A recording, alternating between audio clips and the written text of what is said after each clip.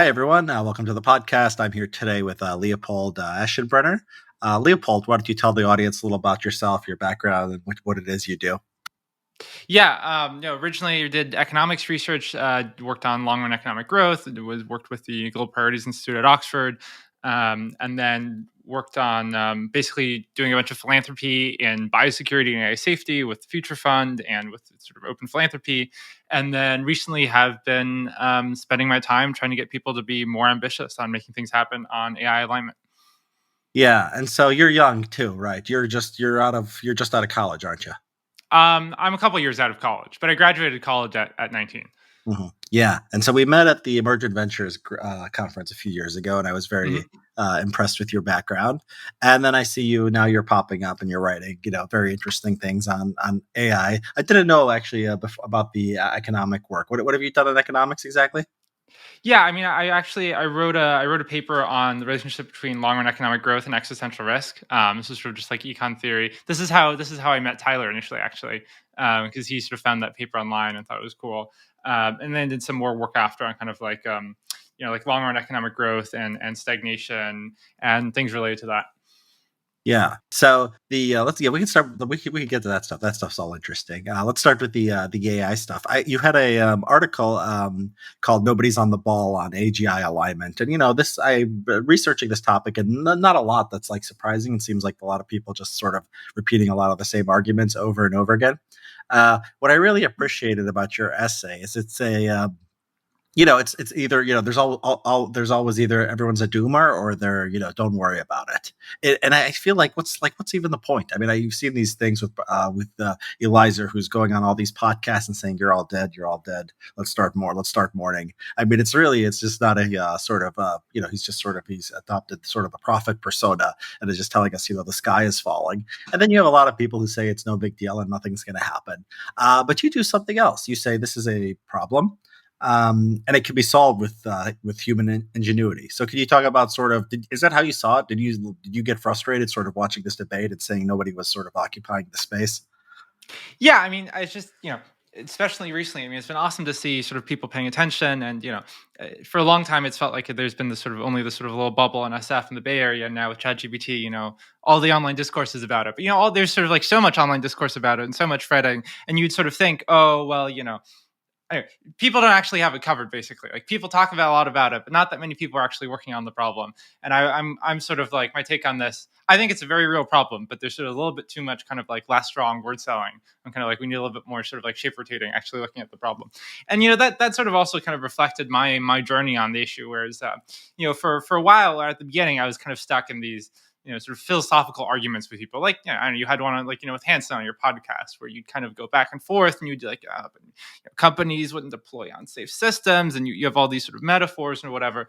Um, and the thing that sort of just like kind of made it visceral to me was like, I'm going to look at the research work that is happening. I'm going to like look at these systems and look at the work in alignment. Um, and then when I was doing that, I was like, oh my God, this sucks. It's like, it's just like, there's barely anybody working on it. It's like literally like, you could have like, basically are kind of like, you can just kind of talk to the few dozen people who are actually kind of good on the issue. I mean, that's maybe even overstating it. Um, and then, the work very much, if we continue sort of on that pace, which I very much hope we don't, and I think we won't, but if we sort of didn't sort of get our act together more, I'm like, wow, we're really not on track to actually sort of do the alignment. Um, and, but yeah, but also looking at it, I just think I think we could be much more ambitious. I think there's sort of we can talk a bit about sort of technical things you could do or what the problem even is. Um, but I'm sort of like, yeah, let's actually try to solve the problem. Um, Yeah, and you give numbers on how many people are actually working on AGI alignment, right? And it's yeah, not me. no, no. I mean, there's a survey that's kind of like, oh, maybe there's like 300 people working on it, and if you try to come up with a comparable figure for just kind of like overall ML AI researchers, that's maybe like 100,000 based on sort of how many people are attending conferences. Sort of like 300 versus 100,000. It's a pretty big ratio. I mean, you could also kind of like narrow it down a bit more and just like look at the labs, and like OpenAI has like 400 people. And at least up until recently, they had sort of all of 7 people on their sort of like scalable alignment team. So the people working on this sort of long-term problem. So it's better than the overall ratio, but still not that much. And it's not like they, yeah, and I mean, like DeepMind. I mean, Google Brain had nobody, but now they've merged. But so DeepMind, that's maybe a couple thousand people, and maybe you have sort of like 20 people on it, and those are great 20 people or whatever, but they're not like they're top scientists yet or whatever. Um, and so I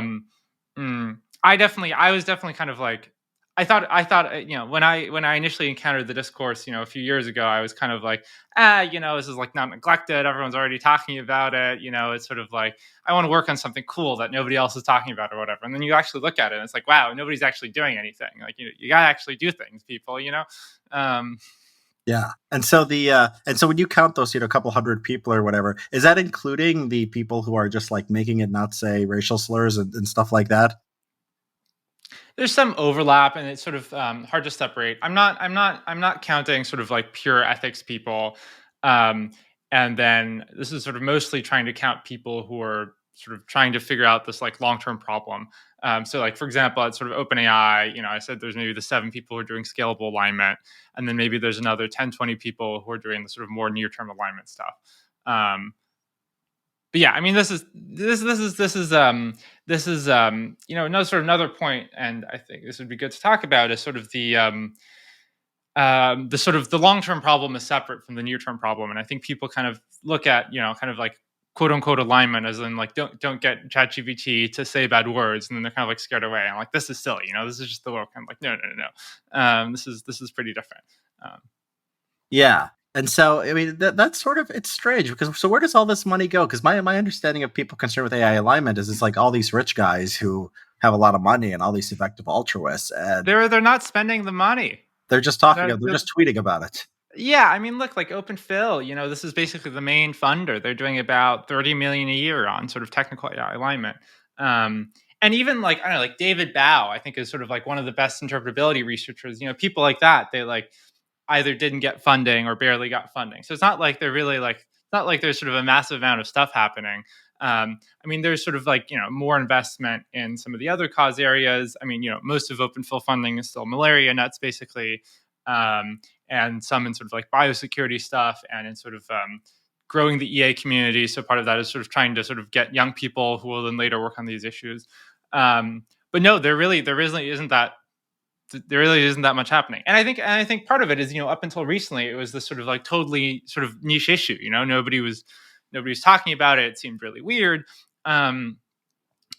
And now people are paying attention, and that's part of what I think it's a really important moment now, because I think the way we ultimately solve the problem is excellent ML researchers. Basically, I think it's an ML problem. You want excellent ML researchers working on it, and now lots of sort of excellent ML researchers are getting interested, and some of them are just like randomly DMing me on Twitter and things like that.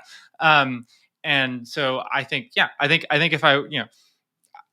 if I'm like a rich guy who's sort of worried about this problem, I'm kind of like, no, there's plenty for you to do, and I think sort of now is the moment. Yeah.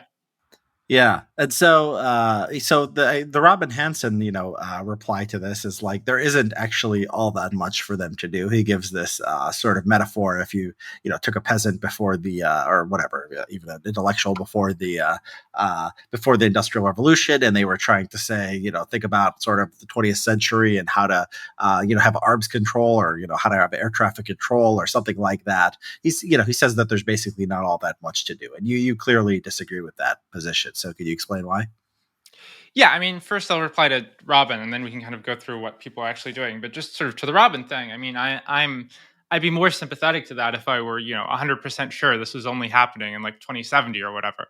I think it's. I mean, look, I believe in probability distributions, right? And so I think it is very plausible that sort of all of this stuff doesn't go anywhere, and it asymptotes, and we'll hit sort of like we'll hit limits on how much we can spend, and it'll be useful, but it'll be sort of like just another kind of useful tool.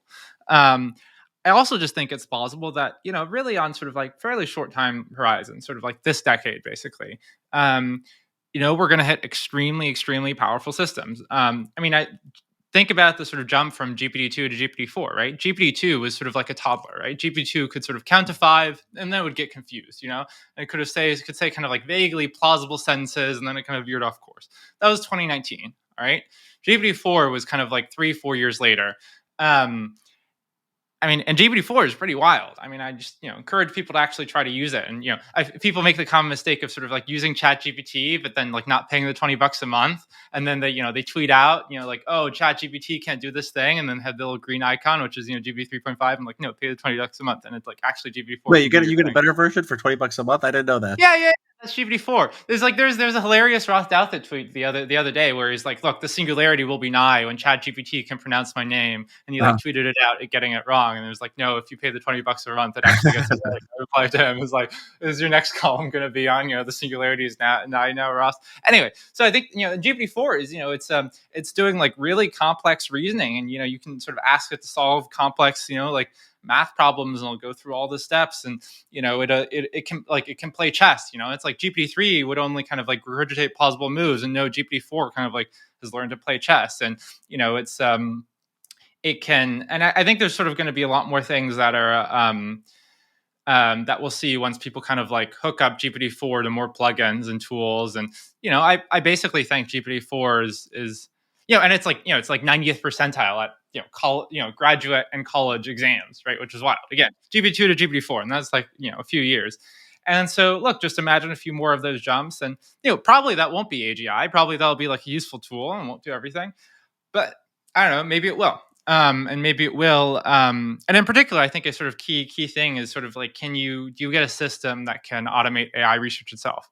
And if you have a system that can automate AI research, then that could sort of make many more algorithmic improvements, and and then you get even more powerful systems. Anyway, all of that is to say, I think it's like Robin's like, oh, this is like in 500 years or whatever. I'm like, no, I don't know. I think there's a pretty reasonable chance this is in 5 years, and like that's pretty soon. We should really be working on it. Yeah. Yeah.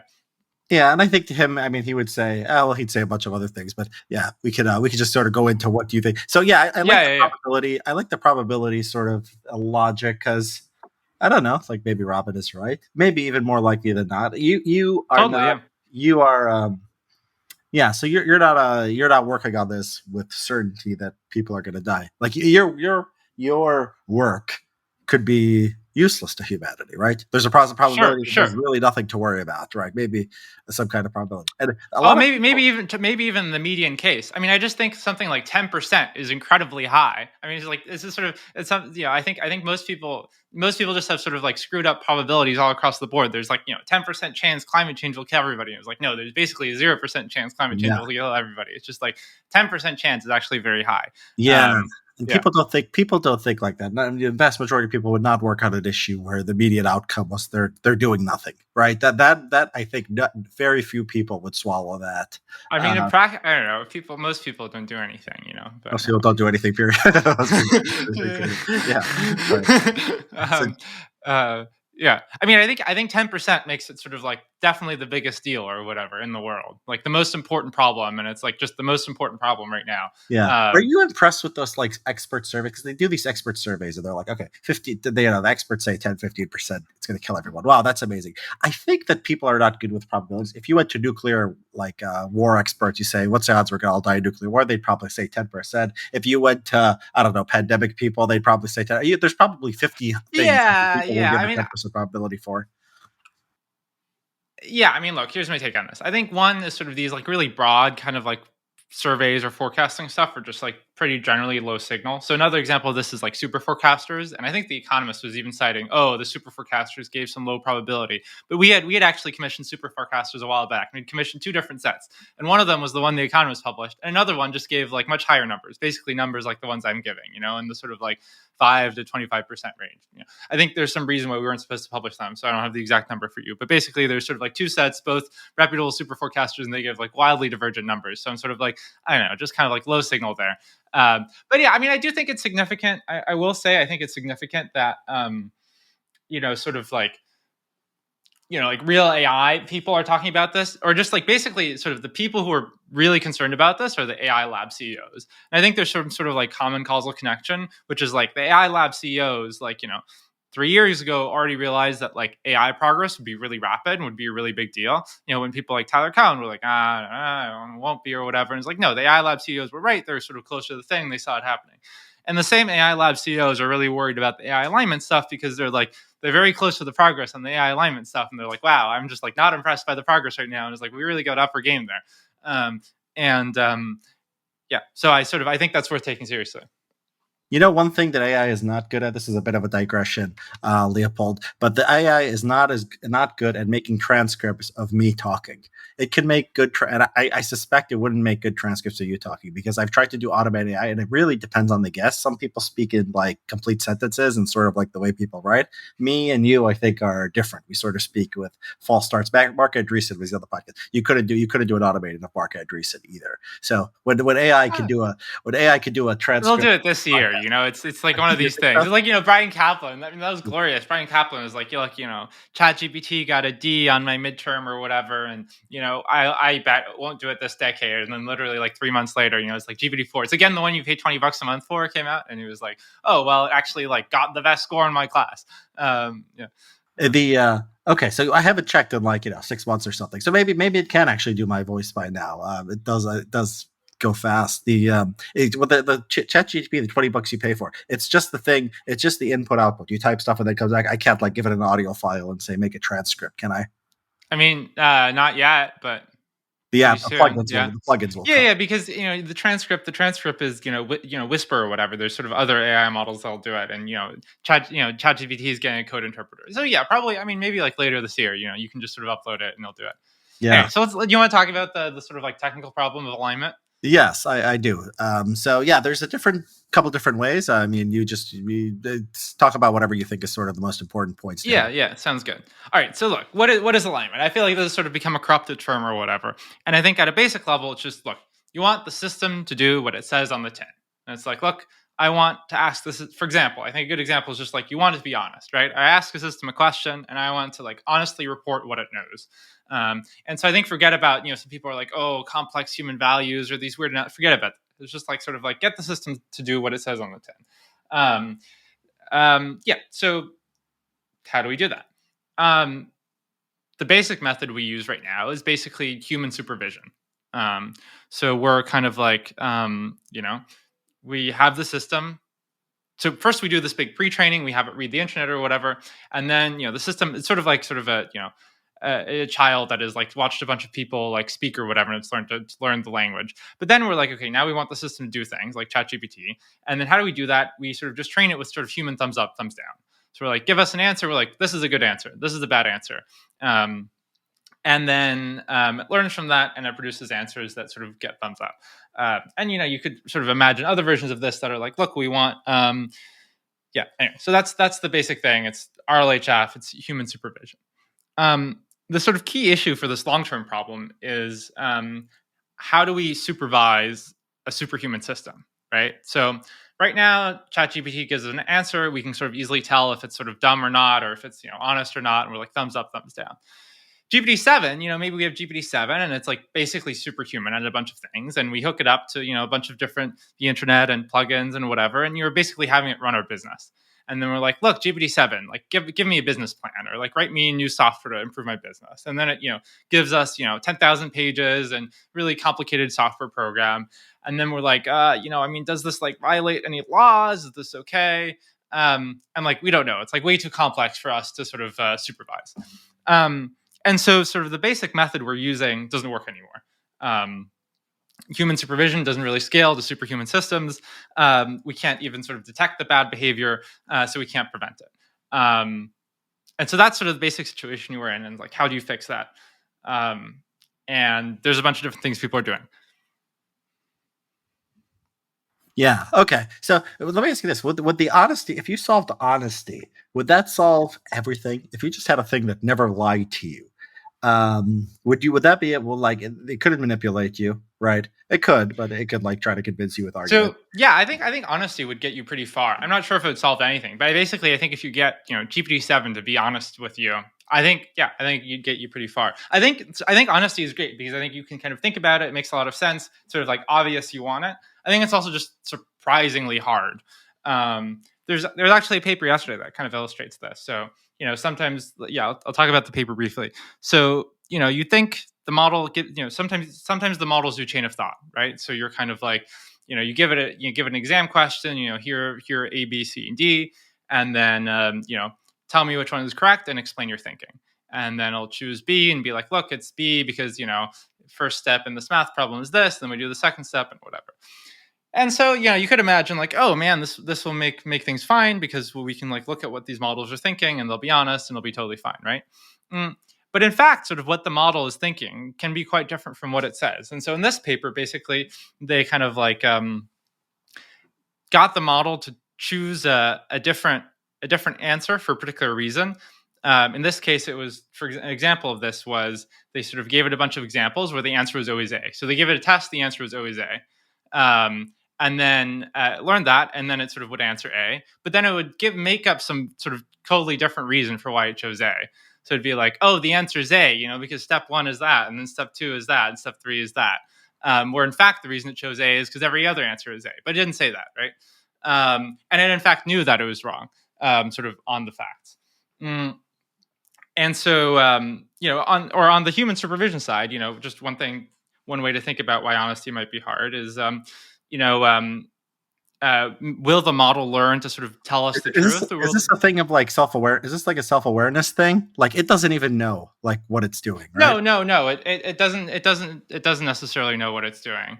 Yeah, so it can't be honest with you. It has to know to be honest. So that's like you've trained it to say A, you're saying, but then it gives a false reason for saying A, right? Just because it doesn't have like a self-awareness. Is that the idea?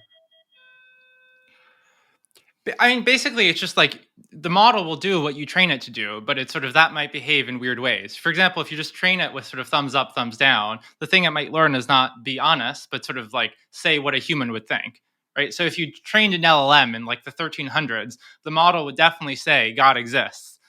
Because like all the answers where it denies God, it's like people are like thumbs down, and then the model sort of generalizes, oh, I should say the thing the humans want to hear, rather than kind of like actually God, this is totally wrong. This is some weird religion. This is the problem. This is just a problem with reinforcement learning. You don't know what it's picking up. It's just sort of doing stuff, right? And so is the algorithm. I mean, is it that simple? The algorithm is basically that you tell it to move towards A and move away from B, and that's basically just all that's going on. And is that what they refer to as like the black box? And you can't really see what's going on at that point.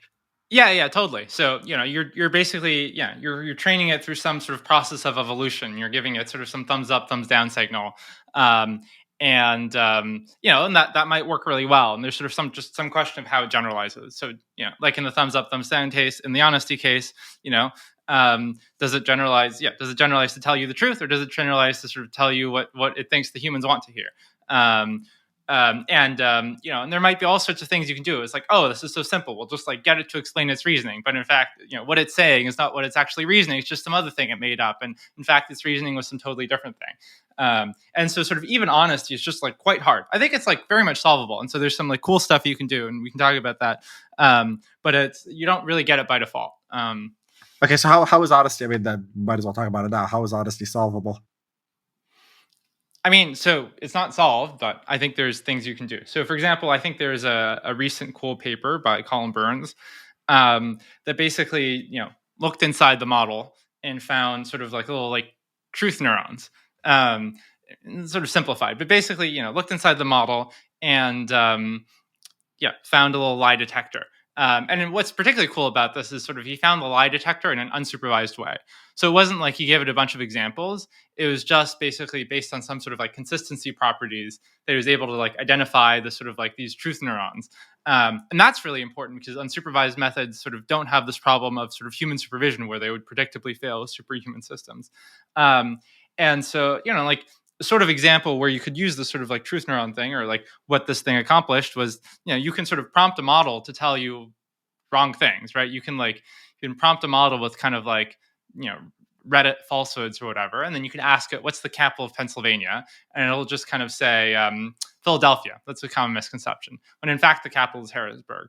And the model will say that. But in fact, if you kind of like look at the truth neurons, it's like the truth neuron is like, no, I know this is incorrect. And yeah, and I think this is, I think there's like two parts of this that are kind of cool and gesturing at directions that I'm excited about. Part one is basically sort of like looking at model internals. So this broader thing of sort of interpretability, and there's sort of a key advantage we have on these models. Basically, is we can look inside of them.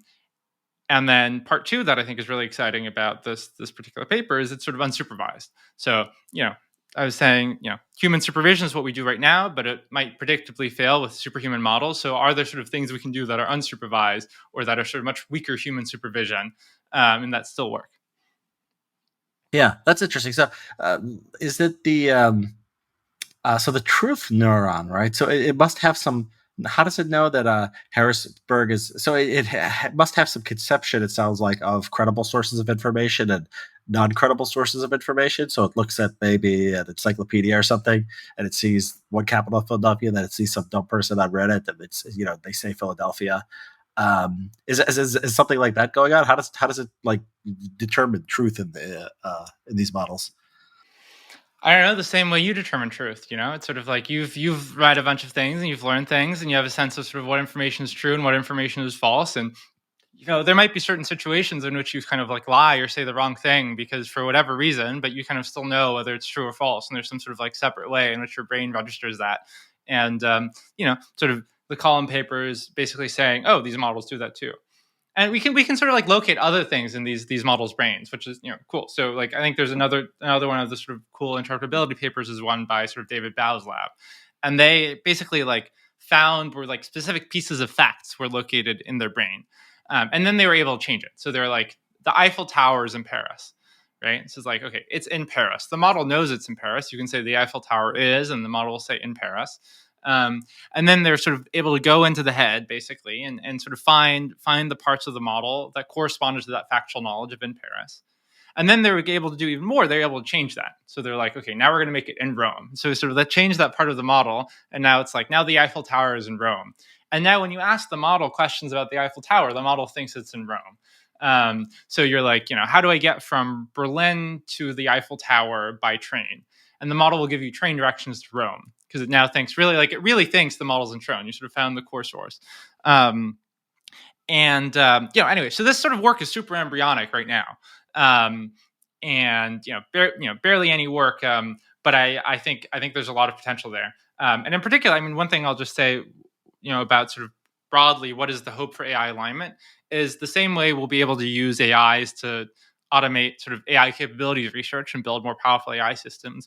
Hopefully, we're going to be able to use AIs to automate the sort of like AI safety or AI alignment research. So maybe we can use AIs to sort of help automate interpretability research. And in fact, just yesterday, there's sort of a paper that came out from OpenAI where they did sort of embryonic steps towards automating interpretability. Yeah. So on your like a simple question. So when you say go into the machine and see where it believes where the Eiffel Tower is, you mean it's you're all doing this by head. You're prompting stuff and you're extracting, right? Yeah, you're looking at model activations basically. So it's like when you give when you ask ChatGPT when you ask one of these language models what is the capital of Pennsylvania or whatever, then then there's GPT-3 or whatever has 175 billion parameters, and so there's just a whole bunch billions of neurons that are sort of like lighting up in different ways, and then you kind of like look at the pattern of how things are lighting up, and then you're like, oh God, where's the knowledge, but there's sort of better ways of doing that. So And this is basically, for a non-computer science audience. The lighting up means what? There's not something that's lighting up. It's not like Christmas lights, right? What are you looking at when you're investigating this stuff? oh, literally neural networks are just like, GPT-3 is like 175 billion numbers, sort of parameters, and you put the words in. The words are also just sort of translated into numbers. You put the words in, they're numbers, and then there's like they're multiplied and added in a bunch of different ways, and then a couple numbers come out, and those are translated back into words. And then the way these models are literally trained is you just kind of like turn the knobs on the 175 billion parameters again and again and again while you're kind of like reading the internet to like kind of generate a little better and better sort of text at the other end, um, until like actually is like, wow, this thing is actually really good. It's pretty magical. But this is part of the black box thing, right? It's like there's no like computer code you're writing. You're just kind of like you're specifying the training process. You're specifying this almost kind of like evolutionary process. You're kind of like, look, read the internet and be able to kind of like predict the next word. That's sort of the pre-training. And we're going to adjust the knobs so you're good at that. And then after, we're going to adjust the knobs a little bit more so that it get thumbs up rather than thumbs down from humans. And that's the process. So it's basically, I mean, it's an algorithm, right? That's fundamentally what we have. it's not a.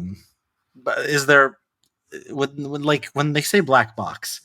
Is it that like it's just too much? Like is there like is there just like too much information there, or is it like literally this information cannot be extracted anyway?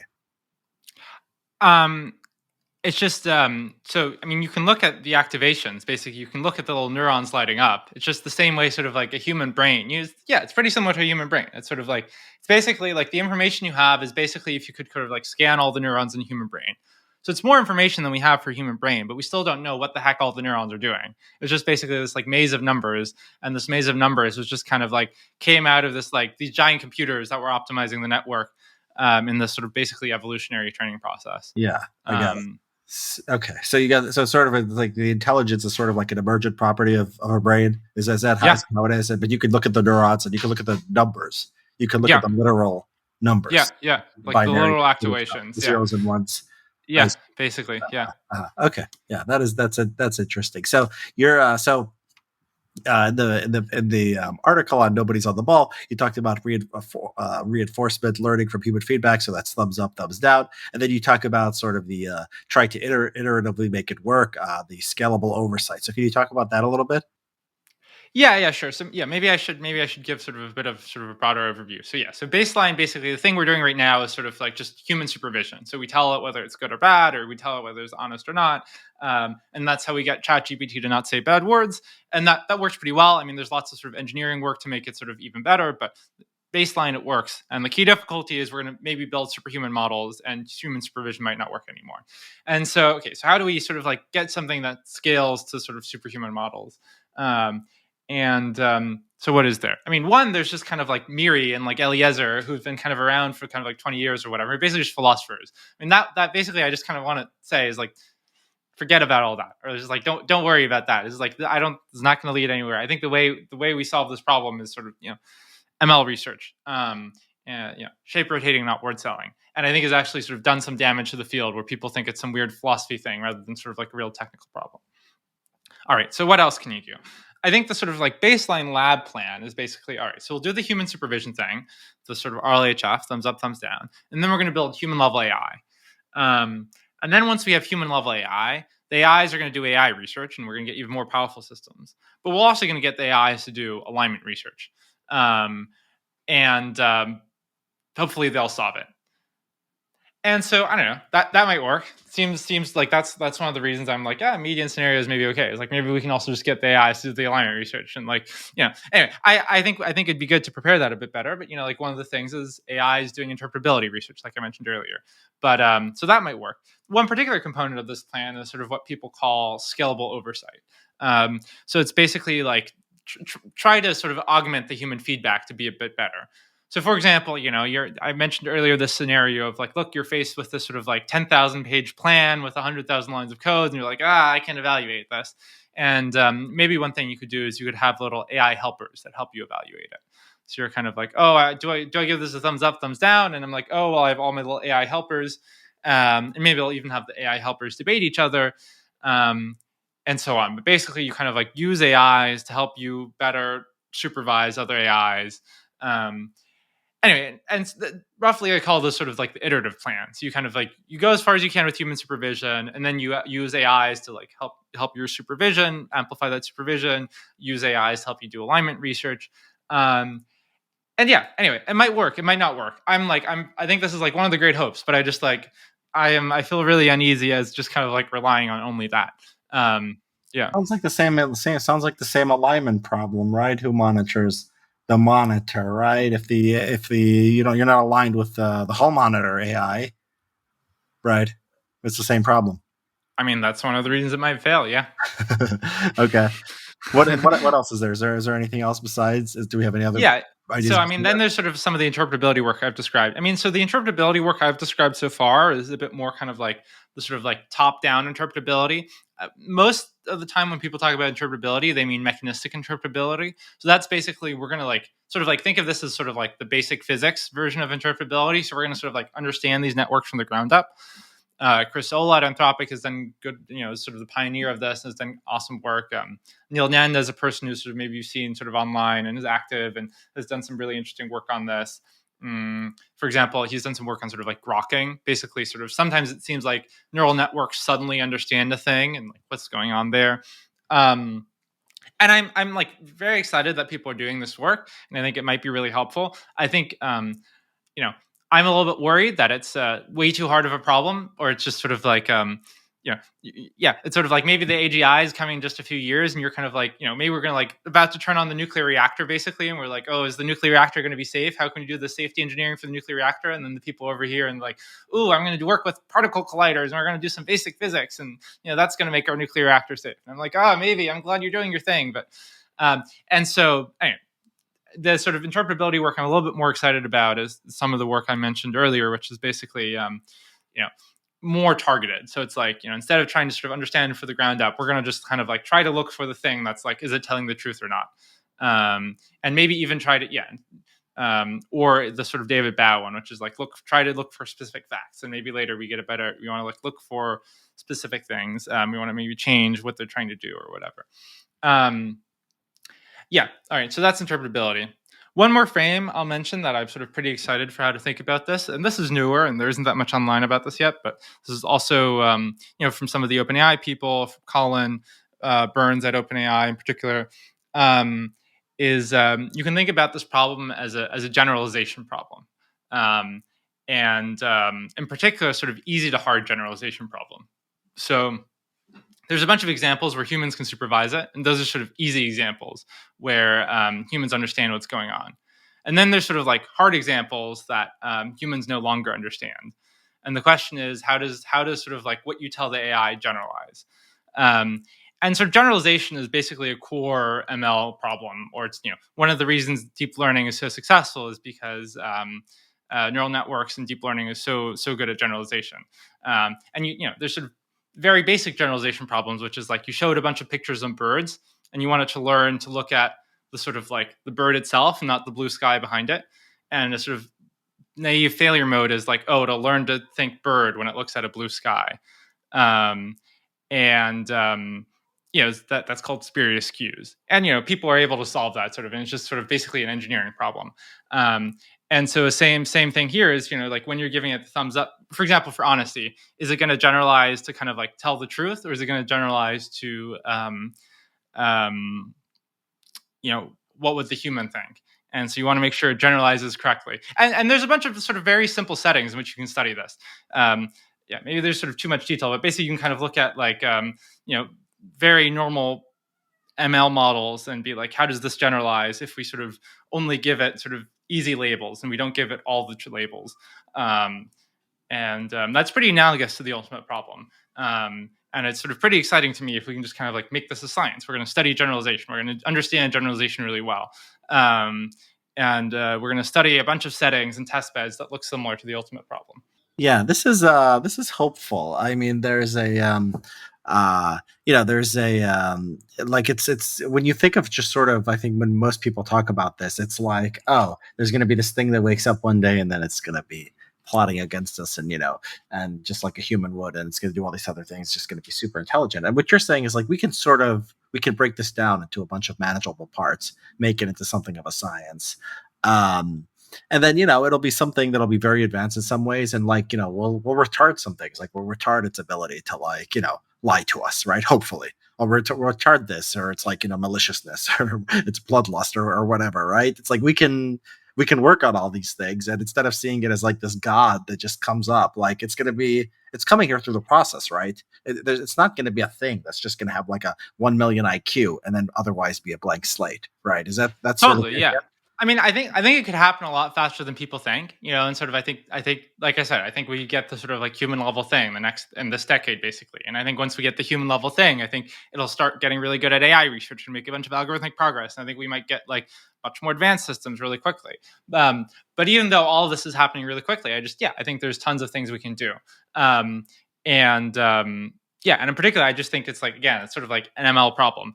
That said, I think there's a very reasonable chance we just like fail. And we just like don't even like, I mean, in particular right now, we're like not even trying that much. And so it's like first step, we really got to try, and we actually got to have sort of like the serious ambitious efforts. We've got to have the like Operation Warp Speed, And I think even if we do the Operation Warp Speed and we have like all the best minds working on it in the world, which I sort of like very much hope we will, and I sort of think we will, even then I think it's going to be like a really hard problem. But yeah, I think there's plenty of things we can do. We can look inside their brains. We can have other AIs try to like look inside other AIs' brains and like sort of monitor each other, and we can try to like study this generalization thing and things like that. Yeah, that is a helpful message. So your pitch to, I think there's a pitch here that you can make to other young people, right? It's like you might, I mean, you might save the world. This is everything, right? This is like there's a downside here, right? This could kill us, but there's also, I mean, then this will transition us into the about exponential economic growth, right? There's a positive here if we get this right. So yeah, let's do that. Let's go into exponential economic growth. What are the prospects of Yeah, this? yeah. One more, maybe a couple more things I'll say on. I mean, one is I think alignment is like one of the really big issues. I think it's not the only issue. I mean, I think even if we figure out the sort of like alignment part, um, I still think we face basically the like pocket nukes issue, which is like if we have these like very very powerful systems, and maybe as we'll talk about earlier later, they'll like maybe accelerate science and technology a bunch. It's just like they'll have like really powerful weapons, or like they'll be able to create really destructive things, and they'll be very powerful, and maybe they'll be able to create really crazy bioweapons and things like that. So I think first order of business is sort of make sure the AIs, you know, don't launch a coup against the humans. Make sure that sort of the humans can like reliably control the AIs, and even though the AIs can make bioweapons, sort of like they'll only make bioweapons when we tell them to make bioweapons. And so like that's first step. That's the technical problem. I think it's a very important technical problem. It's an unsolved technical problem. All right, so it's like we can't prevent the AI from just kind of like randomly making a bioweapon directing against us. Once we've solved that technical problem, we still have the problem of like maybe other people will like just tell the AI to make the bioweapon and use it to make a bioweapon. And so I think that, I don't know, that could be a pretty crazy world. I think there's also just the thing about like, look, you don't want Xi Jinping to rule the world. And so it's like, look, if we just like, I mean, right now we're ahead, but maybe we just like fall behind a lot and just, China uses really powerful AIs to take over the world.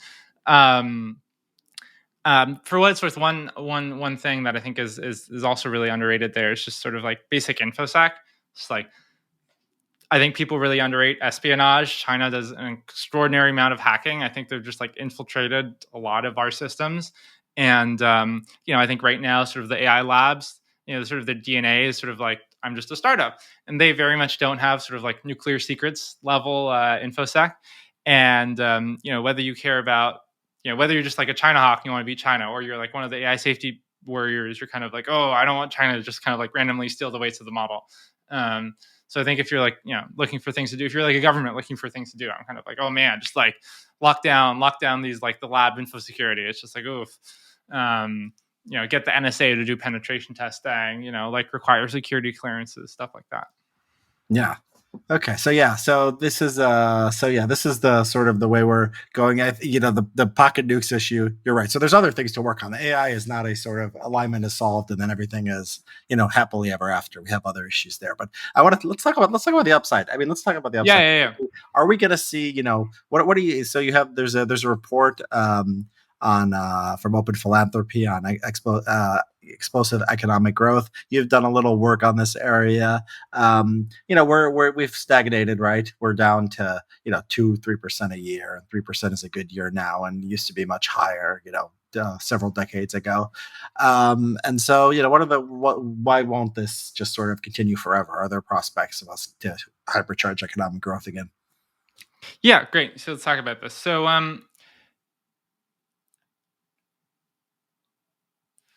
I think this is again where basically the probability distribution comes in, and I think there's sort of like, it's very plausible. Basically, AI will be sort of another one of a series of very successful tools that automate some fraction of the economy and some fraction of what we do, but don't automate everything. And I think this is sort of the strong prior because most technologies have been like this. So even like coding, if you're trying to write a software program right now versus 50 years ago, your coding is a lot more efficient because you have sort of like various libraries and you can look at other people's code, and it's you're not writing in ones and zeros, you're writing in some programming language. We've like automated lots of farm work, and that's what people used to do. And there used to be sort of big rooms of people doing sort of basic calculations. It's like computers used to be people. Now we have sort of Excel spreadsheets or whatever. And so there's lots of things that are sort of like, they automate a lot, or they're like 90% automation. But the remaining 10% is basically always the bottleneck. And that's sort of like the thing that constrains growth. And so even though we have sort of a series of things that automate, 90%, we have that sort of like last 10%. That's the bottleneck. That's what humans do. And we sort of get this sort of steady amount of growth. Now, maybe AI will be like that. And then I think all the sort of like, I think it'll be maybe as big as the internet, it'll be a very big deal. I think, like we're already seeing right now, and lots of the tech companies will work on it and maybe even boost growth a little bit, but the overall picture looks the same. And the overall picture, we've had somewhat slower economic growth, but it's more like, we've gone down from like 3% to 2%. The overall picture is sort of like, the last 150 years or whatever has been, basically constant on like a log chart. So it's just sort of like constant 2% a year economic growth. What could also happen is that the AI doesn't stop at 90%. It ends up being more like 100% automation. And I'll talk about the plausibility of that in a moment. But I think if you did get 100% automation, that would really, really change things. And in particular, I think that the key thing would be sort of like 100% automation of R&D. And so if you could sort of like automate science and technology, then, the AI could just, come up with much better science and technology and much better inventions. And sort of like science and technology sort of basically is what drives this long-run economic growth. And so that could go a lot faster. And so then rather than your reference point being the sort of like last 150 years of very constant growth, you'd look at a longer time horizons like the Industrial Revolution. The Industrial Revolution massively accelerated growth. The agricultural revolution massively accelerated growth. So on the sort of like somewhat longer time horizon, overall economic growth has actually been accelerating. And so it's just like plausible that AI would do that. I think basically the scenarios where we should be worried about AI and things might get totally crazy. The scenarios where you should be worried about AI, like the AI risk worries or whatever, are also the scenarios in which things will get totally crazy. Because we're going to get this explosive economic growth. Whereas if it's just like the internet, it's just another 90% technology, we shouldn't be that worried about it. Yeah, I think you would have to see you say, we don't know what AI is going to do to economic growth, but, assuming that it doesn't kill us, the plausibility of it, it's like, it's gonna, it's this thing that, just if there's no advancement, right? You just have ChatGPT, which is like a, much better Google and can write songs for you already, and can, plan your day and, automate, a good portion of your life. That seems, huge already, right? Right, but I think that's sort of like, internet scale, rather than like we're going to go to like 30% a year economic growth, or we're going to go to like 100% a year economic growth. There's sort of like things going really crazy. And I think like I think it's very plausible it's only internet scale. I think it's also plausible that things go totally crazy, and I think that's the thing people really like underrate. Sort of like in some ways, sometimes people quote sort of like timelines to AGI, and there's always sort of like some confusion about what AGI is or whatever. And I'm like, I like to quote timelines to like Dyson spheres, just basically timelines until things are really crazy. Because I think if you do get the explosive economic growth world, things could get really, really crazy. And maybe on that, I think one sort of key point, or like one concrete thing to think about, is basically like the sort of key milestone would basically be like an AI that can automate everything like researchers and engineers at OpenAI do. Right? Because if an AI can automate everything researchers and engineers at OpenAI do, then AI can sort of just on computers basically like do what OpenAI researchers do, which is like come up with better algorithms for these AI systems. And they could come up with better AI systems. And for example, like robotics, people are always like, oh, but it won't be able to make sort of scientific discoveries because it requires experiments in the labs. I'm just like, no, it'll solve robotics. Like robotics right now, it's like we have the hardware. The main constraint is just like software, right? It's like we don't have good ways to like make the robots move around in the world. I'm just like, yeah, I kind of think like probably if you had AI OpenAI researchers, they could figure out the software. And in particular, you don't just have sort of like one AI OpenAI researcher. You have, you would have sort of like millions of copies, and they'd all be running super fast, and probably they'd start getting superhuman.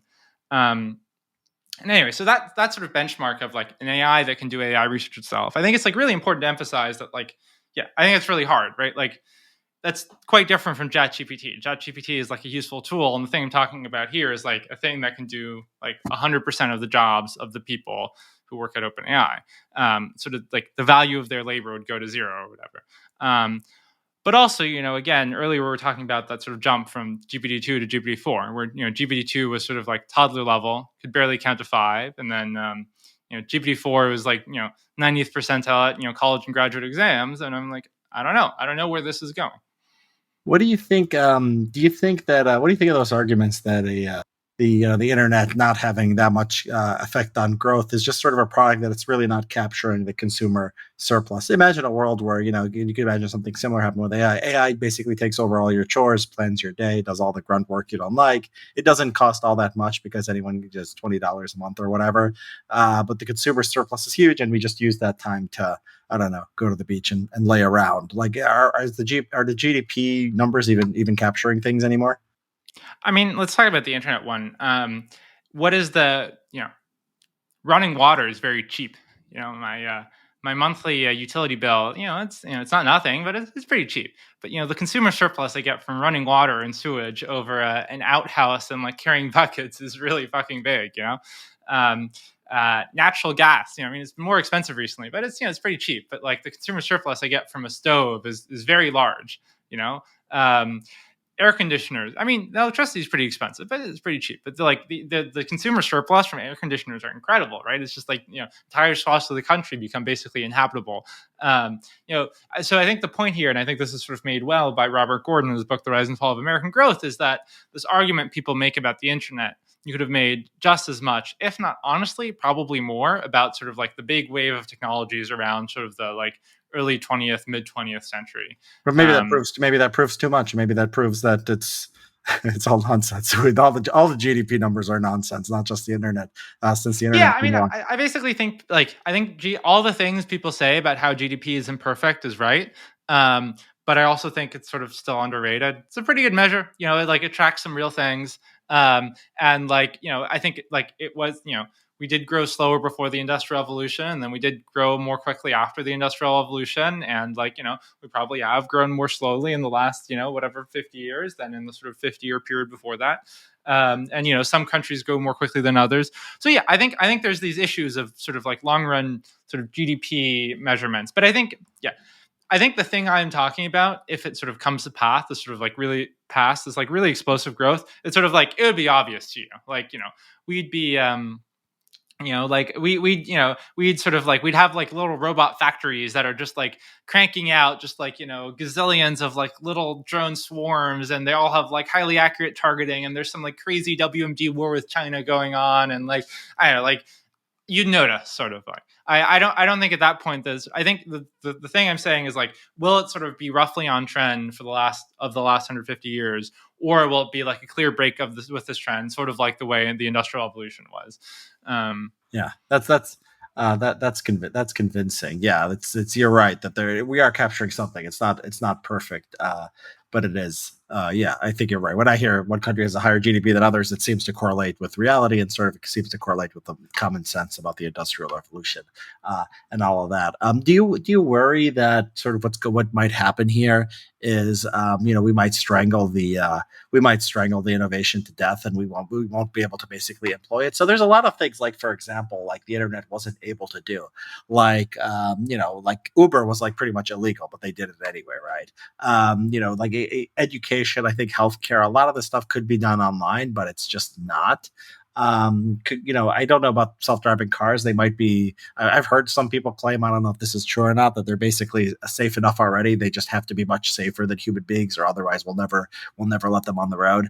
Could it be just like humans will just be parasites? They'll organize and they'll protect their vested interests, and then nothing good will ever happen. Is that a worry of yours? I don't know. I mean, look, I think like regulation will slow things down. I mean, I don't know. I would let me put it this way. I would have a different attitude towards kind of like Uber regulation if Uber had a 10% chance of like literally destroying the world. And I'd be like more okay. Basically, I'm like, yeah, look, I think we should like, you know, I definitely think there's like huge upsides. I think it'll make people much better off. But I'm like, look, if we need like a couple years here to like figure out the alignment thing, let's just like do the couple years of the alignment thing. Yeah, but Um, my question is sort of the opposite. Like, are we going to overshoot on the alignment thing, and we're going to just not have the benefits of AI at all? I don't think we're going to overshoot on the alignment thing. I think we might like have all sorts of other dumb regulation. Like we'll be like, I think you're already kind of seeing this right now. The sort of current regulation push isn't necessarily translating into like they're working on the right thing. I mean, that's why in general, I think I'm like a little bit less enthusiastic, at least right now, about these sort of pushes for pauses and government projects and things like that. I'm kind of like, look, I don't know, man. Like maybe you don't like Sam Altman that much or whatever, but the guy's pretty smart, and like Dario's pretty smart and Damas is pretty smart, and they're pretty on it, like I mean, these people, if anything, are like the most alarmed about the AI extras thing. So I'm like, I think that's probably better than Kamala Harris. I do think like I don't know. I also think before we kind of yeah. So I think probably we'll have all sorts of like kludgy regulation and it'll be imperfect. I think probably on the margin, like people still won't be like doing enough on the alignment thing. So like on the margin, I really think we should be like pushing on the alignment thing. And then like, yeah, I don't know, like maybe we'll delay AI a bit. I think the real worry there isn't kind of like, oh, we'll delay the big upside by a couple years. I think the main thing that matters is like where are we at in like 50 years or whatever. I think the worry there is more like, oh, maybe like there's bad actors with AI. It's like, I don't know, just like China. And so I think that's mostly the constraint on kind of like your like regulation or whatever, which is like, look, China is a few years behind you. If this like explosive economic growth thing is right, like if China gets AGI first, they could just like totally beat you and like take over the world. And so, you don't have sort of like infinite runway there. And so you have some sort of like limited budget of, of of sort of like a little bit of like lead to burn or whatever, and just like use that really wisely. Don't just kind of like burn that on dumb stuff. Yeah, I mean, look, I just think the main thing before people kind of, I feel like with COVID, we kind of ended up getting, I wrote a blog post about this. With COVID, we ended up getting into these like huge fights about lockdown or not, and everyone's like lockdown or not, and the schools or whatever, and it's like just forget about the lockdown or not, just like make the vaccines, and that was like just the clear But solution to the COVID thing. but yeah, but that's not clear to everyone. That is very controversial now. A lot of people hate the vaccine, and they so it's like Well, yeah, yeah. I you're mean, right. I think yeah. Well, I think those people are wrong. It's just like, look, make the vaccine, just like Operation Warp Speed. That was clearly the way out. Just like Operation Warp Speed plus like a bit of masking in the middle or whatever. And I'm just like, look, on the AI, let's do the Operation Warp Speed for AI alignment. It's like, look, Demis, you're like really concerned about AI extras. Like, put your like top ML researchers on this. I just think there's like we can just like much better things are possible here. And sort of before we get into like the endless online debates or the sort of regulatory things, I'm just like, let's actually just like try to solve this problem. Yeah. Yeah. One thing we talked about at the EV conference, Emergent Ventures conference, is that yeah, I mean, there's no permanent pause on this stuff, right? Like, do we have like it might as well happen now, and it might as well happen here, and if we're all gonna die, we're all gonna die. But like, if there is some like human threshold where we have it's there's I don't think there's an answer where we just become Luddites, we just cut off humanity from its future, just say we're gonna quash this stuff uh forever. Or is there? By the way, did you see the China? There was you talked about China a few times. There was news out of China that basically they're really like taking a heavy hand to regulations. And my sort of idea of sort of the Chinese government and watching COVID is like this is they are very sort of risk averse. They don't like things that destabilize society. So it doesn't seem to me to seem crazy that they would actually want to slow down AI research or just sort of quash it. And they're good at sort of they're good at quashing things that they don't like. So maybe yeah, I started this by Yeah. I saying mean, there's no hope, but maybe there is a hope of just shutting this stuff down for a long time.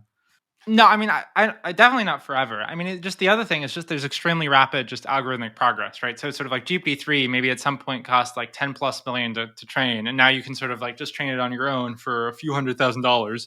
Um, and in general, sort of there's like, roughly half an order of magnitude a year of algorithms becoming more efficient. And so people are like, oh, we'll regulate the compute clusters. I'm like, yes, that gives you a few years. And so I think all of your things are like, look, we have a few years of lead.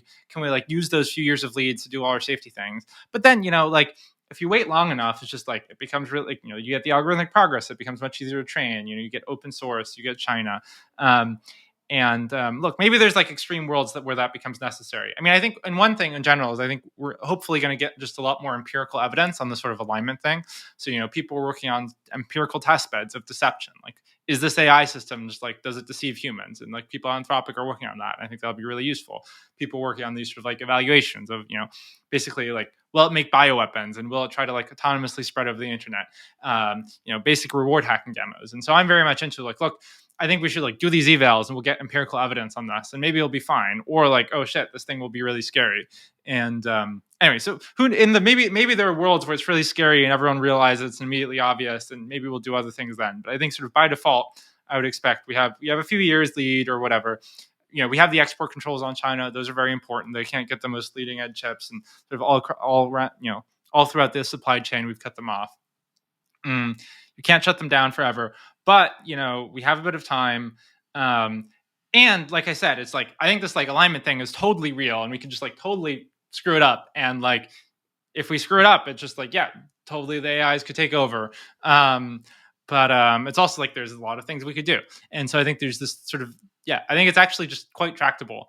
And I really want us to sort of do those alignment investments. And I think people are really fatalistic, it's like, no, there's just like tons of technical stuff we can do. There's sort of like all the smart people are now becoming interested.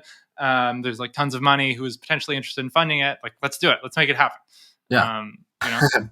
Okay. I love the message. I love the optimism. I love the idea that we don't have to be hopeless or we don't have to be blasé. We can, there's something we can do here. And I think you've done a good job of sort of inspiring people, on that account. And I think you here will do that too. Okay. Yeah, this was great. Is there what are you working on now, Leopold? Like, are you doing more AI stuff? What sort of next steps for you?